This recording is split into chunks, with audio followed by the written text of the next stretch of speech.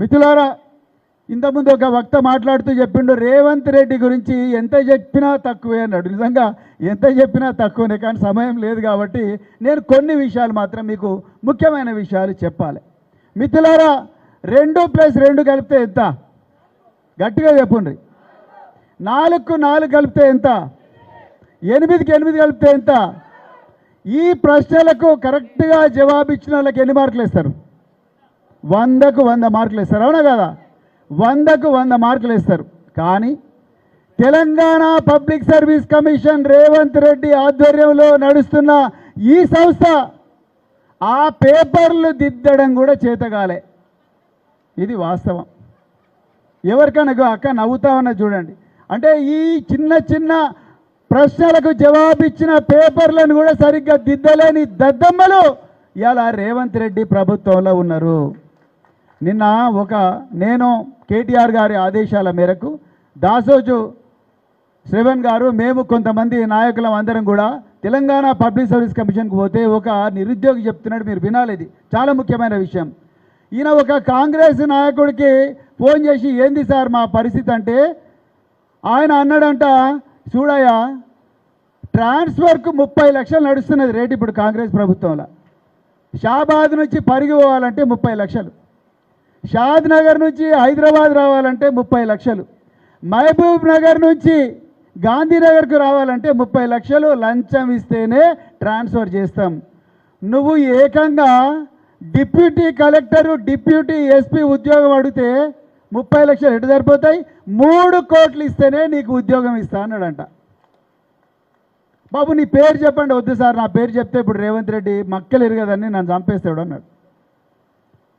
563 పోస్టులు మీరు లెక్క పెట్టిన 3 కోట్లతోనంటే 1700 కోట్ల రూపాయల కుంభకోణం మిత్రులారా. ఇది అమ్మల పుస్తెలు తాకట్టు పెట్టి, ఇల్లును గిరివి పెట్టి, ఊర్లల్లో బస్తా బియ్యాన్ని భుజానేసుకొని బస్సులో వేసుకొని అగ్గి పెట్టే లాంటి ఇళ్లల్లో మన బిడ్డలు, మా అవ్వ కూలి కష్టం చేసింది, మా తాత అదే కాయ కష్టం చేసిండు, మా ఇల్లు గూనె పెంకుటిల్లు, ఇదే షాబాద్ బండలు వేసుకొని కురుస్తున్న ఇళ్ళలో బతుకుతున్నాం. నేనన్నా వచ్చిన కానిస్టేబుల్ అవుతా, ఒక ఆఫీసర్ అవుతా, నా వల్ల మా కుటుంబానికి గౌరవం వస్తుంది, కొంచెం ఆమ్దాని వస్తుంది, జీతం వస్తుంది అని చెప్పి ఎంతోమంది లక్షలాది మంది బిడ్డలు ఇలా హైదరాబాద్ నగరంలో చదువుకుంటుంటే వాళ్ళు రాసిన పరీక్షల పేపర్లు కూడా దిద్దలేని దద్దమ్మల ప్రభుత్వం రేవంత్ రెడ్డి ప్రభుత్వం మిత్రులారా.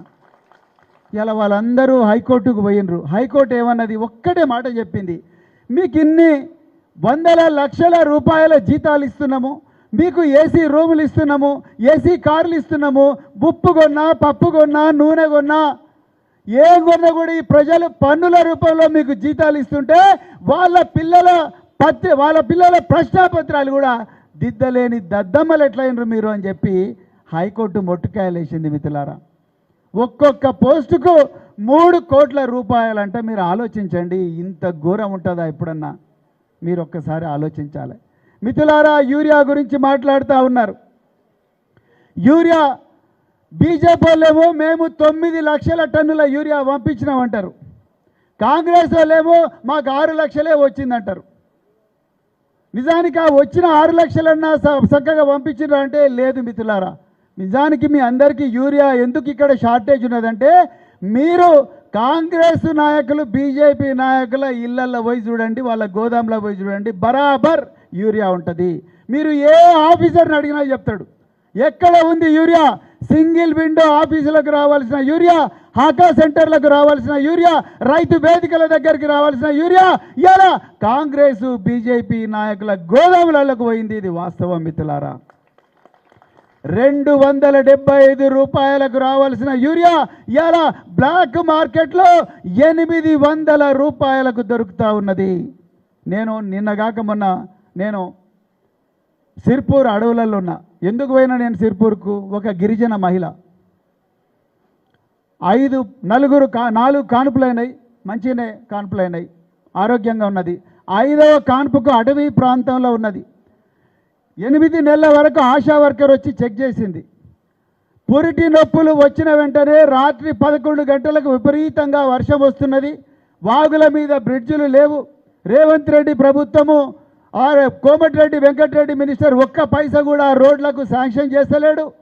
వాగులు మొత్తం పొంగిపడుతున్నాయి. ఊర్లో ఒక చిన్న పాడుపడ్డ సుమో ఉంటే ఆ సుమోలో ఈ మహిళని తీసుకపోతే కాగజ్ నగర్కి వచ్చే వరకు ఆమె చచ్చిపోయింది. ఆ పిల్లలు అందరు అనాథలైనరు. వాళ్ళను పరామర్శించడానికి ఒక ఎమ్మెల్యే రాలే, ఒక కలెక్టర్ రాలే, ఒక ఆఫీసర్ రాలే, ఒక డాక్టర్ రాలే. కేసీఆర్ గారి ప్రభుత్వంలో ఈ విధంగా జరగలేదు. మీరు అందరు కూడా గుర్తుపెట్టుకోవాలి, ఈ విధంగా జరగలేదు. ఒక్క చావైనా వెంటనే అందరు ఉరికేటోళ్ళు కార్లు మోటార్ సైకిల్ వేసుకొని. కానీ బీఆర్ఎస్ పార్టీ కార్యకర్తలుగా మేమందరం కూడా ఆ మహిళ దగ్గరికి, ఆ మహిళ కుటుంబం దగ్గరికి పోతే చాలా దయనీయమైన పరిస్థితి. ఆ పుట్టిన బిడ్డకు దోమలు కరుస్తున్నాయి. ఆ దోమలు కరిస్తే ఆ దోమలు కరవకుండా ఉంచడానికి పెట్టుకోవాల్సిన జాలి కూడా కొనలేని దీనమైన పరిస్థితుల్లో ఈరోజు పేద ప్రజలు ఉన్నారు. వాళ్ళని చూడడానికి మేము పోయినాం. అప్పుడు సెల్ ఫోన్ టవర్లు అక్కడ రావు కాబట్టి ఒక కాల్ వచ్చింది, పట్నం అవినాష్ రెడ్డి. అరే పట్నం అవినాష్ ఎందుకు ఫోన్ చేసిందంటే, సార్ ఇవాళ చాలా దౌర్జన్యాలు జరుగుతున్నాయి షాబాద్ ప్రాంతంలో.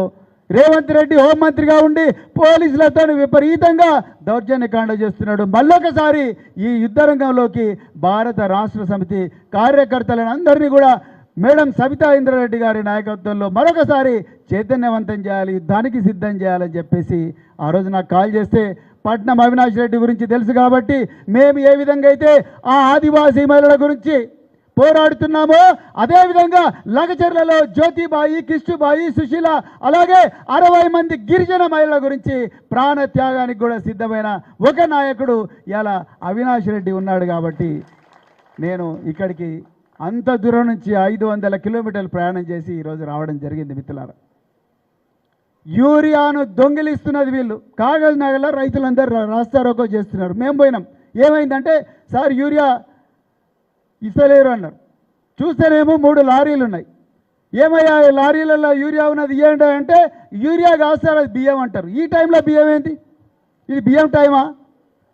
మీరు చూడండి, మన కళ్ళ ముందరనే యూరియా లారీలు దాచిపెట్టుకొని కాంగ్రెస్ పార్టీ నాయకులు, బీజేపీ నాయకులు ఎక్కడైతే సింగిల్ విండో డైరెక్టర్లుగా ఉన్నారో అక్కడికే లారీలు తరలించి రాత్రిపూట అవన్నీ కూడా వాళ్ళ పర్సనల్ గోదాంలకు తరలించి అక్కడి నుంచి ఫర్టిలైజర్ షాపుల ద్వారా బస్తాకు 700 నుంచి 800 అమ్ముకుంటున్నారు. మరి ఉండాలా ఈ ప్రభుత్వం? ఉండాలా?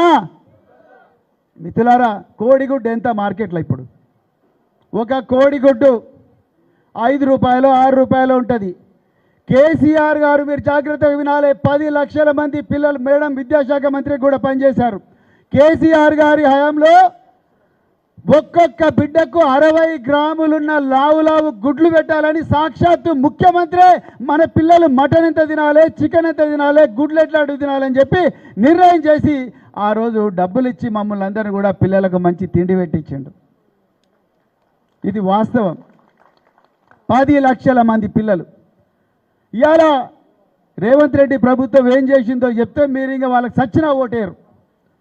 కేసీఆర్ గారు గుడ్డు 60 గ్రాములు ఉండి లావు గుడ్లు పిల్లలకు పెట్టండి మంచిగా అవుతారంటే, రేవంత్ రెడ్డి గుడ్డును 42 గ్రాములు ఉంటే చాలన్నాడు. చిన్న గుడ్లైనా పర్వాలేదా అన్నాడు. కేసీఆర్ గారి టైంలో కాంట్రాక్టర్లకు చెప్పి గుడ్డు పెద్దదైనా ధర తక్కువ ఉండాలని చెప్పిండు. రేవంత్ రెడ్డి ఏమన్నాడు, గుడ్డు చిన్నదైనా పర్వాలేదు కానీ 7 రూపాయలు ఇవ్వండి, ధర ఎక్కువ పెట్టండి అన్నాడు. అంటే ఈ గుడ్లన్నీ 32, 34 జిల్లాల్లో గుడ్లను అమ్ముకుంటే దాదాపు 660 కోట్ల కుంభకోణం.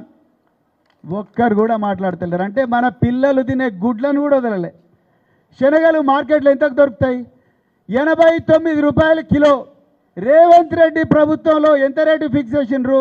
457 రూపాయలు.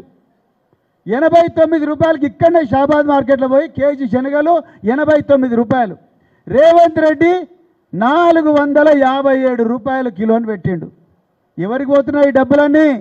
ఎవరికి పోతాయి? కాంగ్రెస్ నాయకులకు పోతాయి. అక్కడి నుంచి మూటలన్నీ ఢిల్లీకి పోతాయి. ఈ విషయాలు మీరు చెప్పాలి. మిత్రులారా, కాళేశ్వరం ప్రాజెక్ట్ అని ఇంతకుముందు ఒక వక్త మాట్లాడిండు. మిత్రులారా, ప్రాజెక్టు కూలిపోలేదు, బాంబులతో కూల్చే ప్రయత్నం చేసిండ్రని మేము కొన్ని ఆధారాలతో చెప్పినాం. ఇది గ్రామాలలో ప్రజలకు తెలవాలి. లక్షలాది ఎకరాలకు నీళ్ళిచ్చే కాళేశ్వరం, ప్రపంచంలోనే అత్యంత పేరెనికగన్న కాళేశ్వరం, ఆంధ్ర ప్రాంతం వాళ్ళందరూ కూడా మన గోదావరి జలాలన్నీ కూడా మన కళ్ళ ముందరనే దోచుకొని పోతుంటే కేసీఆర్ గారు ప్రాణ త్యాగానికైనా సిద్ధమై తెలంగాణ తీసుకొచ్చి కాళేశ్వరం ప్రాజెక్టును 24 నెలల్లోనే గొప్ప ప్రాజెక్టును కడితే దాన్ని 21 అక్టోబర్ సాయంత్రం 6:30 చిన్న చిన్న బాంబులు పెట్టి పేల్చే ప్రయత్నం చేసిందనే అనుమానం మేము మొదటి నుంచి చెప్పినాం. ఆ రోజు ఇంజనీర్, అక్కడున్న ఇంజనీరు సాయంత్రం 6:30 పెద్ద ఎత్తున పేలుళ్ళు వచ్చినాయి. దీని వెనుక ఎవరో అపరిచిత వ్యక్తులు ఉన్నారని పోలీసు కంప్లైంట్ ఇస్తే మహదేవ్పూర్ పోలీసు వాళ్ళు 174వ నెంబర్తో ఒక క్రైమ్ బుక్ చేసిండ్రు. ఇంతవరకు ఆ పోలీసు వాళ్ళు ఆ ఇన్వెస్టిగేషన్ చేయలేదు. మరి పోలీసు వాళ్ళు ఏం చేస్తున్నారండి? మీరు ఇంకొక గమ్మత్తైన విషయం చెప్తా. మొన్న హైదరాబాదు మహానగరంలో 12,000 కోట్ల విలువైన మాదక ద్రవ్యాలు, మన ఊర్లలో గంజాయి అంటే తెలుసు కదా, తెలుసా? ఉందా మన ఊర్లలో గంజాయి? గట్టిగా చెప్పు, ఉందా లేదా? నిజం చెప్పుర్రి. 90 ml ఉందా? గంజాయి కన్నా 10 ఇంతలు పవర్ఫుల్ అయిన మాదక ద్రవ్యాలు 12,000 కోట్ల రూపాయలు విలువైన మాదక ద్రవ్యాలను ఏ పోలీసు వాళ్ళు పట్టుకున్నారు? మహారాష్ట్ర పోలీసు వాళ్ళు పట్టుకున్నారు. తెలంగాణలో మహారాష్ట్రలో ఏం పని? మామూలుగా పట్టుకోలే వాళ్ళు. మీకు తెలుసా, నెల రోజుల పాటు పోలీసు వాళ్ళు కూలీల వేషం వేసుకొని వచ్చి చెర్లపల్లిలో ఫ్యాక్టరీలో పండుకొని ఎక్కడెక్కడి నుంచి దీనికి ముడిసరికి వస్తుంది, ఎవడెవడు ఈ డ్రగ్స్ తీసుకుంటున్నారని చేస్తే మన పోలీసు వాళ్ళు మంచిగా నిద్రపోయినరు. నిద్రపోలే బీఆర్ఎస్ఎల్ మీద కేసులు పెడుతున్నారు, కేటీఆర్ మీద కేసులు పెడుతున్నారు, హరీష్ రావు గారి మీద కేసులు పెడుతున్నారు, ఎంతోమంది బీఆర్ఎస్ నాయకుల మీద కేసులు పెడుతున్నారు. మీరు ఆలోచించండి మిత్రులారా, ఇంత దౌర్జన్యం నడుస్తూ ఉన్నది. పక్క రాష్ట్రం వాడు వచ్చి మన రాష్ట్రంలో మరి పోలీసింగ్ చేస్తున్నాడంటే మన వాళ్ళు ఏం చేస్తున్నారు? సో మిత్రులారా, నేను మీకు చెప్పాలనుకున్నది ఏంటంటే, మీరే నిజమైన కార్యకర్తలు. ఇవాళ గ్రామీణ ప్రాంతాలకు పోవాలి, తిండి లేకపోయినా గులాబీ జెండా పట్టుకొని కేసీఆర్ గారి కలలన్నీ నిజం కావాలని ఎన్నో అవమానాలున్నా, ఎన్నో ఈసడింపులున్నా మీరు గ్రామీణ ప్రాంతాల్లో తిరుగుతున్నారు. మీరే నిజమైన సైనికులు మిత్రులారా.